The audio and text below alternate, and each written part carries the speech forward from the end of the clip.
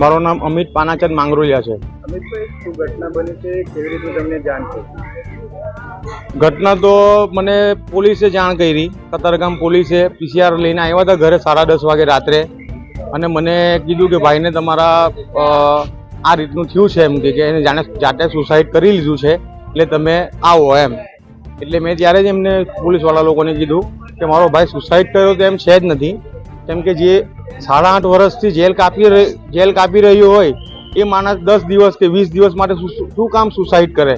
એ 20 દિવસની અંદર છૂટવાનો હતો, અમારો ઓર્ડર હતો, અમે 20 દિવસમાં એ છૂટવાનો હતો, અને એની પર કોઈ ગુનો જ નહીં હતો, કોઈ ગુનો કબૂલ થયો હતો જ નહીં કે ભાઈ આ ગુનામાં હતો, કાચા કામનો હતો, એટલે પાક્કા કામનો તો હતો જ નહીં। અને મારે એને હાઈ સિક્યુરિટીમાં કેમ રાખવામાં આવ્યો, એનું શું કારણ? એને એવો જેલની અંદર શું ગુનો કર્યો કે હાઈ સિક્યુરિટીમાં રાખવામાં આવ્યો?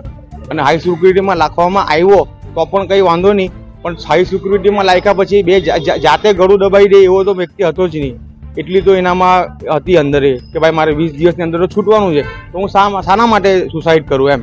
એટલે મને એવું લાગે છે કે આ અંદર કોઈ 2 જણા મળીને કે 5 જણા મળીને એને ગળું દબાવીને મારી નાખવામાં આવ્યો એવું લાગે છે।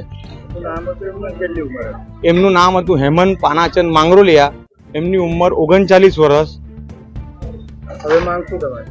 મારી એ જ માંગ છે કે ભાઈ જ્યાં ભલે હાઈ સિક્યુરિટીમાં જે નાખ્યો તો કયા ગુનામાં નાખ્યો હતો, અને હાઈ સિક્યુરિટીમાં નાખ્યા પછી એને સુસાઇડ કર્યું ને એના મારે ફૂટેજ જોવા છે।